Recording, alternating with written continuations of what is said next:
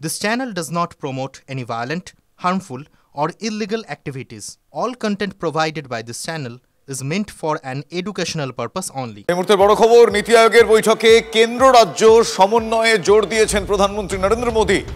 যুক্তরাষ্ট্রীয় কাঠামোয় আবারও কেন্দ্র রাজ্য সমন্বয়ের উপর জোরালো সওয়াল। 2047 সালে বিকশিত ভারত এই গঠনের লক্ষ্য রেখে প্রশাসনিক সব স্তরে কেন্দ্র রাজ্য একযোগে কাজ করার আহ্বান জানিয়েছেন প্রধানমন্ত্রী। আমার সহকর্মী জ্যোতির্ময় কর্মকার এই মুহূর্তে আমার সঙ্গে টেলিফোন লাইনে রয়েছেন। জ্যোতির্ময়, মানুষ যদি পরিবর্তন উপলব্ধি করতে পারে তবেই উন্নয়নের লক্ষ্য পূরণ হবে। এক্ষেত্রে তিনি এই কোঅর্ডিনেশনে জোর দিচ্ছেন, সমন্বয়ের বার্তা দিতে চাইছেন যাতে উন্নততর ভারতবর্ষ পাওয়া যায়, তাই তো? প্রধানমন্ত্রী আজকে স্পষ্টভাবে যে কথা জানিয়েছেন যে একেবারে সব স্তর, অর্থাৎ যেমন একটি রাজ্যকে বিকশিত হতে হবে, ঠিক তার পাশাপাশি একটি শহরে যে প্রশাসন থাকে, অর্থাৎ এক্ষেত্রে পুরসভা, নগরপালিকা এবং একেবারে গ্রাম স্তর, প্রত্যেকটা ক্ষেত্রে কিন্তু এক্ষেত্রে বিকশিত হওয়ার জন্য যে প্রশাসনিক পদক্ষেপ, সেই প্রশাসনিক পদক্ষেপগুলো প্রত্যেকটা ক্ষেত্রে নিতে হবে এবং এই উন্নয়নের কাজের ক্ষেত্রে মহিলাদের আরো বেশি করে যুক্ত করার পক্ষে সওয়াল করেন তিনি। কিন্তু সব থেকে যে বিষয়টি তাৎপর্যপূর্ণ তা হচ্ছে মুখ্যমন্ত্রী মমতা বন্দ্যোপাধ্যায় তিনি অনুপস্থিত ছিলেন এবং তার এই অনুপস্থিতির পেছনে যেটা মূল কারণ, গত বছর 27 জুলাই যখন বৈঠক হয় সেই সময় তিনি অভিযোগ করেছিলেন যে রাজ্যের বঞ্চনার কথা বলতে দেওয়া হয়নি এবং কেন্দ্র রাজ্য সমন্বয় রেখে কাজ হয় না।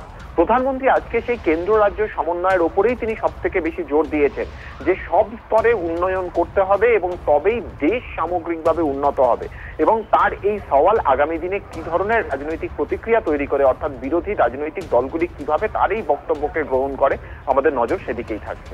বেশ, ধন্যবাদ জ্যোতির্ময়। কি বলছেন কুণাল ঘোষ, শোনাবো আপনাদের। কিন্তু যদি কেউ কোনো প্রধানমন্ত্রী বলে থাকেন যে হাতে হাত মিলিয়ে কাজ অমুক তমুক, তো বাংলার বকেয়াগুলো গেল কোথায়? বাংলা থেকে ট্যাক্স তুলে নিয়ে যাচ্ছেন 4 বছরে 4,64,000 কোটি টাকার বেশি, আর বাংলা পায় 1,70,000 কোটি টাকার বেশি। বাংলায় 100 দিনের কাজ করিয়েছেন, এখানকার মানুষকে টাকা দেননি। তাহলে বাংলার মতো একটি রাজ্যকে বঞ্চিত করে টাকা না দিয়ে ফাঁকা বুলিয়া উড়ে বড় বড় কথা, এগুলো ওদের কথা মানায় না। হাতে হাত মেলাতে গেলে দুপক্ষকে হাতটা মেলাতে হয়। বাংলার অধিকারের টাকা দেননি, ওদের মুখে হাতে হাত মেলানো কথাটা সাজে না। কিছুক্ষণ আগেই আমার সহকর্মী জ্যোতির্ময় যেটা বলছিলেন যে 2024 বিধানসভা নির্বাচনের আগে দিল্লিতে এই যে নীতি আয়োগের গভর্নিং কাউন্সিলের বৈঠক, সেই বৈঠকে এই রাজ্যের মানে বাংলার মুখ্যমন্ত্রী মমতা বন্দ্যোপাধ্যায় তিনি যোগ দিলেন না। গড়হাজির ছিলেন বিহার এবং কর্ণাটকের মুখ্যমন্ত্রীও। গত বছর বৈঠকে উপস্থিত থাকলেও মুখ্যমন্ত্রী অভিযোগ করেছিলেন, আপনাদের অনেকেরই মনে আছে, যে বাংলার বঞ্চনার কথা তাকে বলতে দেওয়া হয়নি, মাইক বন্ধ করে দেওয়ার অভিযোগে মাঝপথেই তিনি বৈঠক ছাড়েন। এবার তিনি অনুপস্থিত থাকলেন।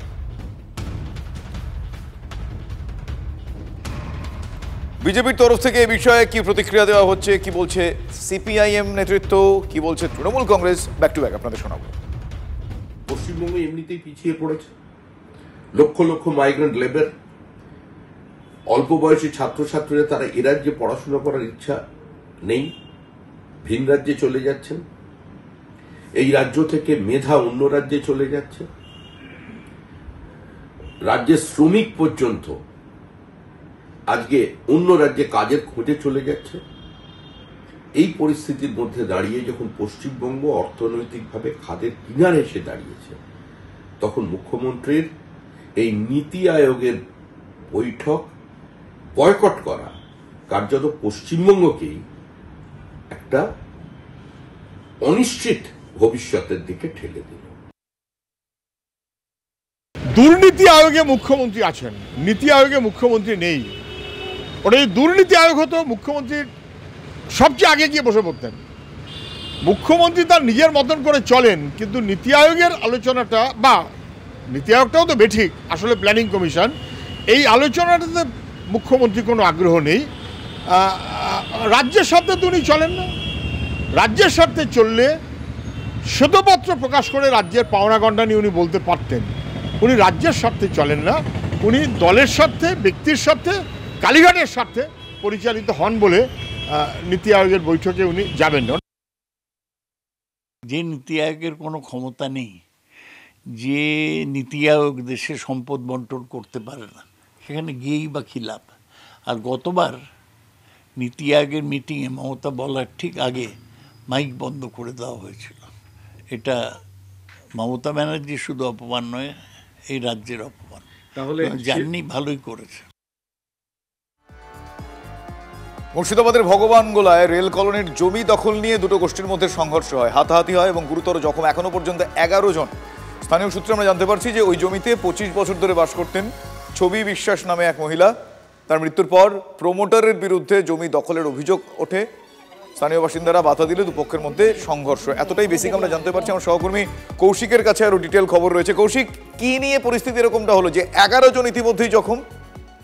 যে তুমি যে একজনের নাম করলে যে ছবি বিশ্বাস এখানে বসবাস করতো, তারপরে তার মৃত্যুর পর কিন্তু প্রমোটারদের নজর ছিল সেই জায়গায় এবং সেই জায়গা দখল করতে গেলে এলাকাবাসীরা বাধা দেয় এবং প্রমোটারের বাহিনীর সঙ্গে কিন্তু এলাকাবাসীদের সংঘর্ষ বাধে এবং সেই সংঘর্ষে কিন্তু বেশ হাতাহাতি এবং হাতাহাতির পর লাঠালাঠি পর্যন্ত হয় এবং সেখানে 11 জন মতো আহত হয়েছে। তাদেরকে প্রথমে প্রাথমিক স্বাস্থ্যকেন্দ্রে ভর্তি করা হলে সেখান থেকে কিন্তু মুর্শিদাবাদ মেডিকেল কলেজে 5 জনকে স্থানান্তর করা হয়েছে। তারা এখন কিন্তু হাসপাতালে চিকিৎসাধীন রয়েছে এবং এই এলাকায় যে প্রমোটারদের রাজ একটা সেই দৌরাত্ম্য কিন্তু একেবারে এই ঘটনাটা আরো একবার সেটাকেই প্রমাণ করলো। ধন্যবাদ কৌশিক। গিলের কাঁধে গুরু দায়িত্ব। ভারতের টেস্টে পঞ্চম কনিষ্ঠ ক্যাপ্টেন হলেন শুভমান গিল, সহ অধিনায়ক হয়েছেন ঋষভ পন্ত। ইংল্যান্ড সফরের 18 জনের টিম ঘোষিত হয়েছে। আইপিএলে দুরন্ত পারফরমেন্সের সুবাদে দলে জায়গা পেয়েছেন সাই সুদর্শন, অর্শদীপ সিং। 7 বছর পর ভারতীয় টেস্ট দলে প্রত্যাবর্তন করুণ নায়ারের। ইংল্যান্ড সফরের টেস্ট টিম থেকে বাদ পড়েছেন মোহাম্মদ শামি, অক্ষর পটেল। বাংলা থেকে টেস্ট টিমে জায়গা পেয়েছেন অভিমন্যু ঈশ্বরন, আকাশদীপ সিং।